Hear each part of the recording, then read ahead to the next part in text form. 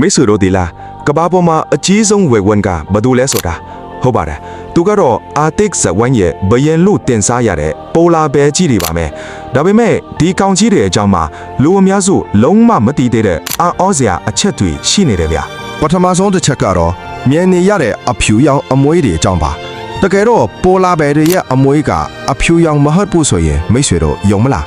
သူတို့အမွှေးတွေကဖန်သားလိုမျိုးကြီးလင်းနေတဲ့ transparent အမျိုးအစားတွေပါနေရောင်ကြီးကိုရောင်ပြန်ဟပ်လို့တာအဖြူလို့ထင်ရတာတကယ်အောက်ကသူတို့ရဲ့အသားအေကအနက်ရောင်စစ်စစ်ကြီးရ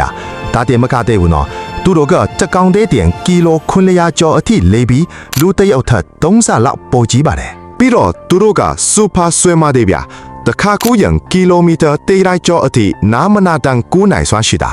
ဒါပေမဲ့စိတ်မကောင်းစရာကတော့အခု global warming ကြောင့်အာတိတ်ကရေခဲပင်တွေပျော်ကျလာတာဟာသူတို့အတွက်အိမ်ပျော်သွားတယ်လို့ပါပဲအမဲလိုက်ဖို့ခက်ခဲလာပြီးမျိုးသုံးမဲ့အန်တယ်နဲ့ရင်းဆိုင်နေရောက်ပါရဲ့ဒါကြောင့်သူတို့ကိုကာကွယ်ဖို့ကအရန်အရေးကြီးလာပါပြီကဲမိတ်ဆွေတို့တော့ပိုလာဘယ်တွေအကြောင်းဒီအချက်တွေကိုသိပြီးပြီလားသူတို့ရဲ့အသားအေကအနက်ရောင်ဆိုတာကိုတော့အံ့ဩသွားလားမိတ်ဆွေတို့ရဲ့အမြင်ကို comment မှာရေးခဲ့ဦးနော်